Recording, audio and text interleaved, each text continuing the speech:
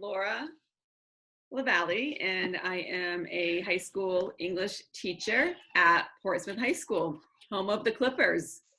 So at Portsmouth High School, we have block scheduling. So typically teachers teach 3 blocks a day and then have 1 block of planning.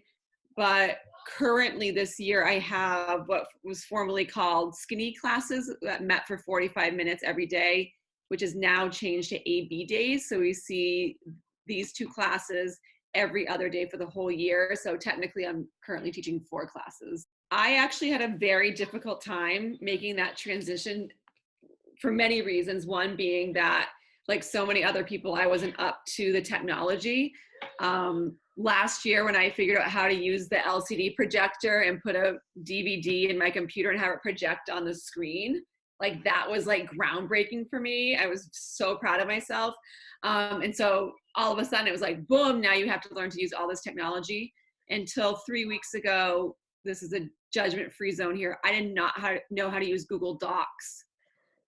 Yeah, I'm a word girl. So in the past 3 weeks, I've learned how to use Google Docs. I have my Google Classrooms all set up.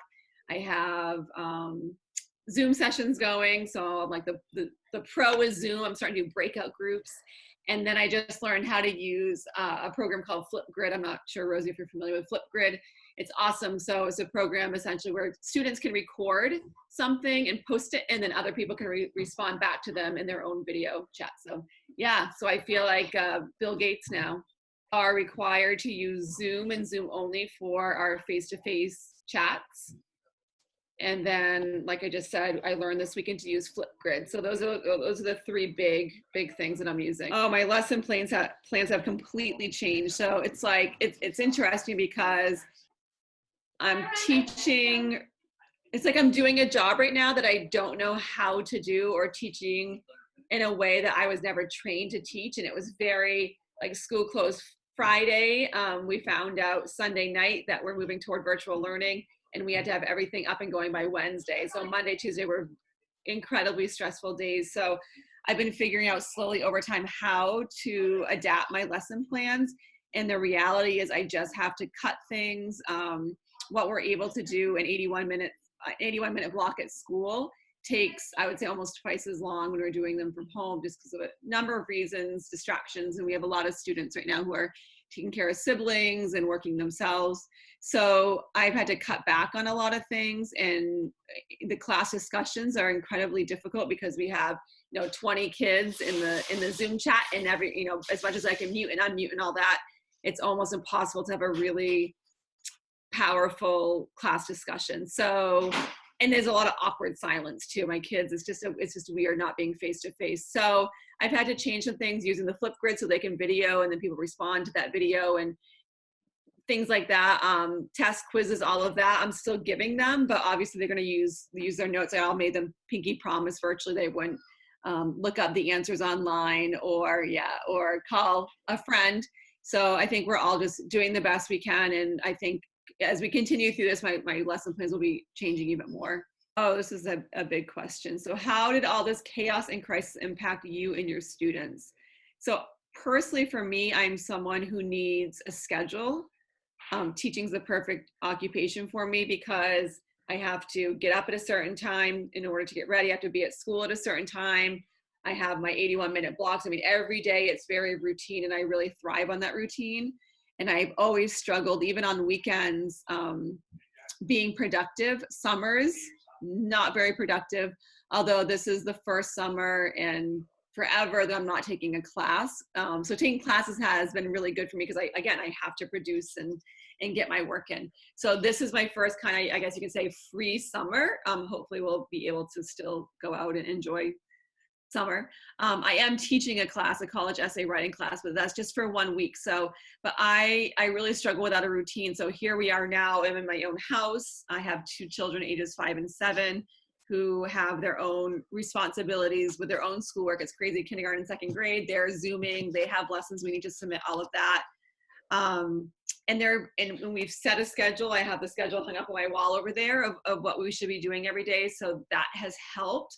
But I'm definitely sleeping later, and I know that it's not the end of the world if our schedule something happens and we can't get to math that day, or we miss recess or whatever.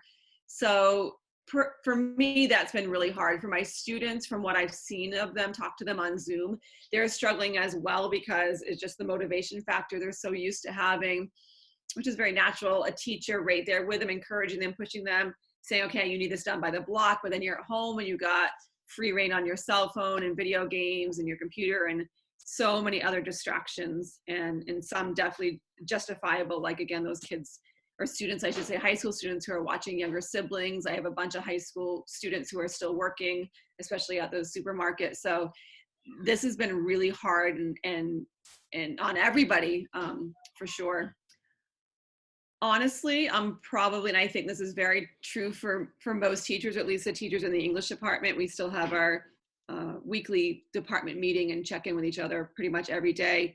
So I think what I'm saying isn't too different from what other teachers are feeling or doing. But I don't really do anything else at home except for school. So when I'm not teaching my own kids, I'm doing stuff. I'm teaching, I'm grading, I'm converting my Word files to Google Docs, I am creating a video for my kids for book talks.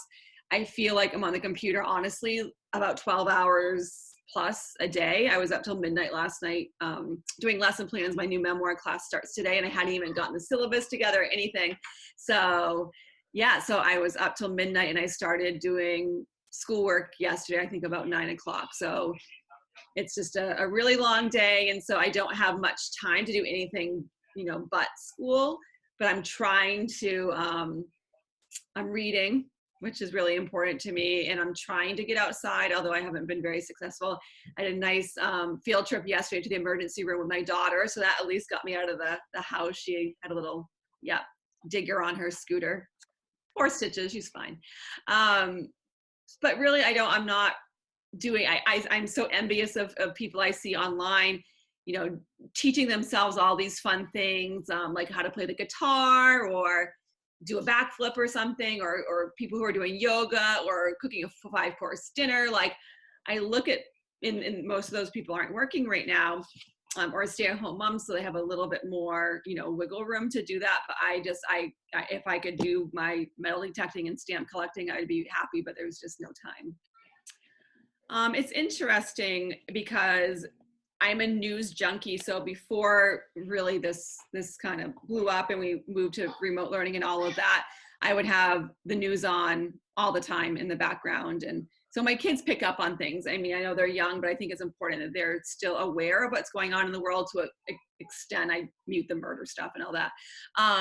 So they knew about the coronavirus pretty early on, way back, I guess I would say in January. Yes, I have my bowl of ice cream after dinner when I watch my news. You're right, Rosie, so you remember. So they were very aware of the coronavirus, and we definitely put it to them in kid language. But since the remote learning has started, the news is off. I just want them to feel safe and know that they're safe.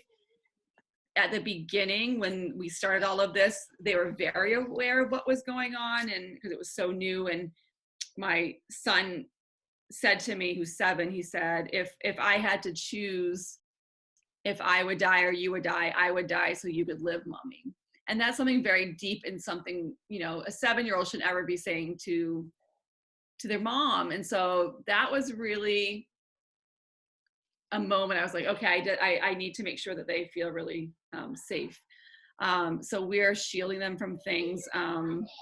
My husband's mother actually tested positive on Sunday. She's a nurse at a hospital that had an awful outbreak.